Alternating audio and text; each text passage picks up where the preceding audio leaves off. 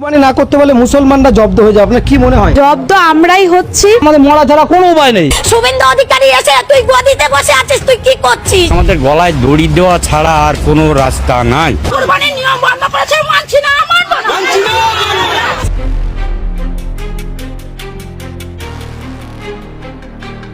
রাজনীতির ময়দানে যে অন্যের জন্য গর্ত খোঁড়ে সে নিজেই সেই গর্তে পড়ে। পশ্চিমবঙ্গের বিরোধী দলীয় নেতা শুভেন্দু অধিকারীর বর্তমান অবস্থা ঠিক তেমনই। এককালের দাপুটে নেতা আজ নিজের পাতা ফাঁদেই এমনভাবে আটকে গেছেন যেখান থেকে পালানোর সব রাস্তা একেবারে বন্ধ। যে হিন্দু ভোট ব্যাংকে খুশি করতে তিনি এক বিশাল চক্রান্তের ছক কষেছিলেন, আজ সেই হিন্দু খামারিরাই তার বিরুদ্ধে জোট বেঁধেছেন। কলকাতা হাইকোর্টে একের পর এক জনস্বার্থ মামলা আছড়ে পড়ছে তার বিরুদ্ধে। বাঘিনী মমতা বন্দ্যোপাধ্যায় আর মহুয়া মৈত্রের এক নীরব মাস্টার স্ট্রোকে আজ পুরো রাজনৈতিক হিসাব নিকাশ উল্টে গেছে। রাজনীতিতে উত্থান পাথান বলতে একটা কথা আছে, আর সেই উত্থান পাথান কতটা ভয়ঙ্কর হতে পারে সেটি শুভেন্দু অধিকারীকে না দেখলে বোঝা যাবে না।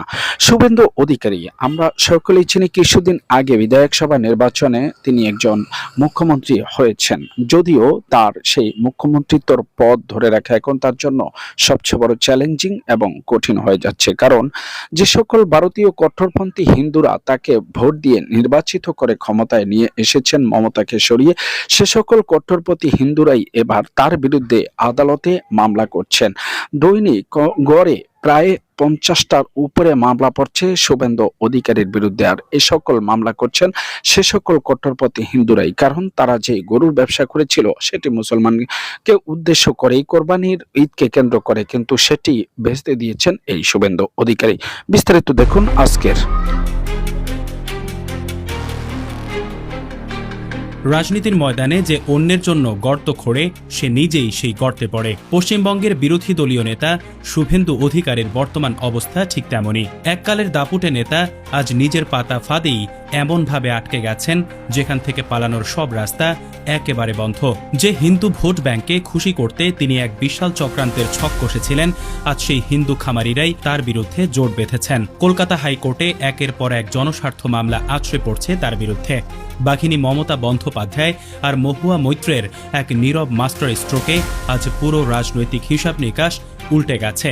কিভাবে রাজ্যের লাখ লাখ খামারির পেটে লাথি মেরে নিজেকেই জেলের দিকে ঠেলে দিলেন মোদির ছোট ভাই, আর কেনই বা হাইকোর্টের কাঠগড়ায় দাঁড়িয়ে ঘাম ছুটছে গেরুয়া শিবিরের। রাজনীতির এই চরম সমীকরণ জানলে চমকে উঠবে যে কেউ। ভারতের রাজনীতির এক বিরাট ধোঁকাবাজি এখন সবার চোখের সামনে একেবারে পরিষ্কার হয়ে গেছে।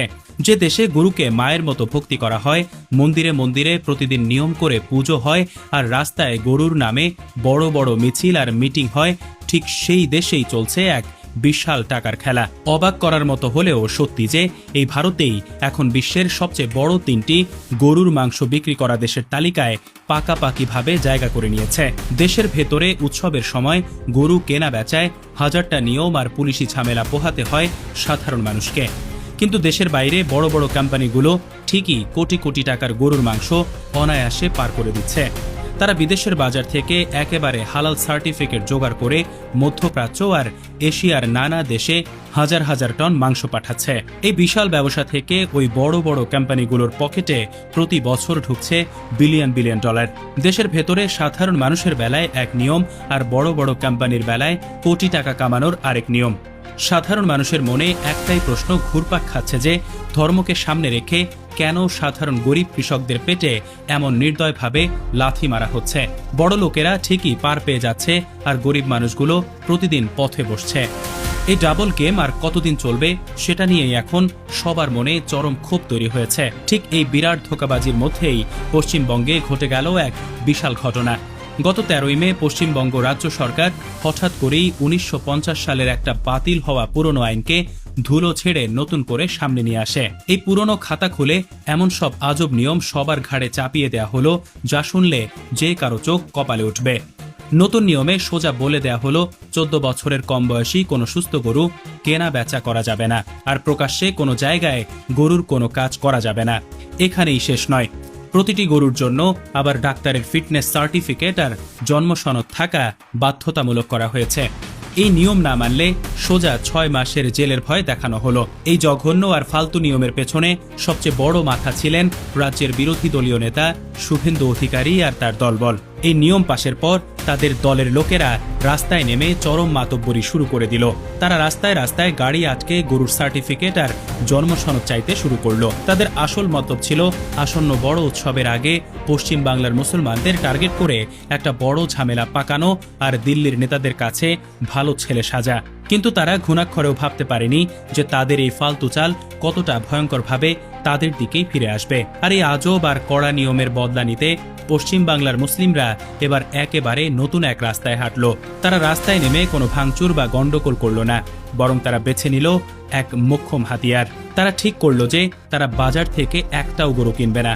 তারা পরিষ্কার জানিয়ে দিল উৎসবের জন্য তারা গরুর বদলে শুধু ছাগল বা ভেড়া কিনবে। তাদের এই একটা মাত্র সিদ্ধান্তে পশ্চিমবঙ্গের গরুর বাজার তাসের ঘরের মতো হুড়মুড়িয়ে ভেঙে পড়ল। মুর্শিদাবাদ, মালদা কিংবা শিবপুরের মতো বড় বড় গরুর হাটগুলোতে যেখানে উৎসবের আগে কোটি কোটি টাকার কেনাবেচা হতো, সেখানে আজ মাছি উঠছে। হাটে শত শত গরু নিয়ে এসে বিক্রেতারা দিনরাত দাঁড়িয়ে আছেন, কিন্তু একটাও ক্রেতা নেই।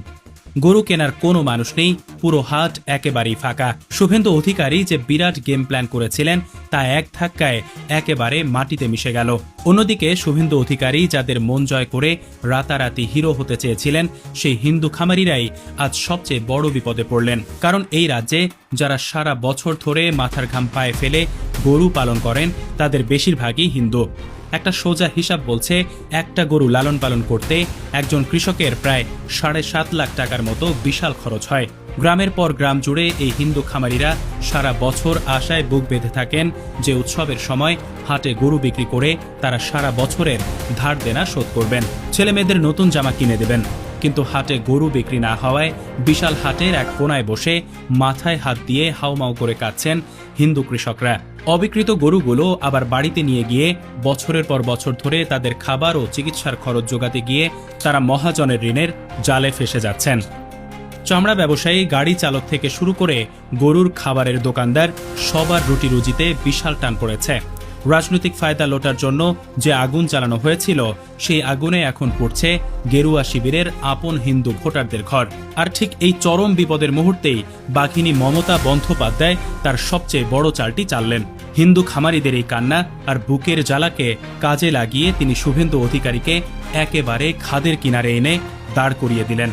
রাজ্যের লাখ লাখ ক্ষতিগ্রস্ত হিন্দু কৃষক যখন বুঝতে পারলেন যে খোদ শুভেন্দুই তাদের পেটে লাথি মেরেছেন, তখন তারা রেগে ফুঁসে উঠলেন। আর এই রাগের আগুনে ঘি ঢেলে আইনি লড়াইয়ের হাল ধরলেন তৃণমূলের ফায়ার ব্র্যান্ড নেত্রী মহুয়া মৈত্র। চরম লোকসানের মুখে পড়ে নিরুপায় সেই সর্বশান্ত হিন্দু কৃষকরাই এখন শুভেন্দু অধিকারীর বিরুদ্ধে কলকাতা হাইকোর্টে একযোগে 5টি জনস্বার্থ মামলা দায়ের করেছেন। এই মামলাগুলো ছিল শুভেন্দু অধিকারীর অহংকারের কফিনে শেষ পেরেক। হাইকোর্টের কাঠগড়ায় দাঁড়িয়ে মহুয়া মৈত্রের কড়া কথার সামনে শুভেন্দুর উকিলরা একেবারে ঘামতে শুরু করে দিলেন। তারা কোনো জবাব দিতে না পেরে রীতিমতো কাঁপতে লাগলেন। সবার মুখে এখন একটাই কথা, হাইকোর্ট আর কতবার শুভেন্দুকে বাঁচাবে।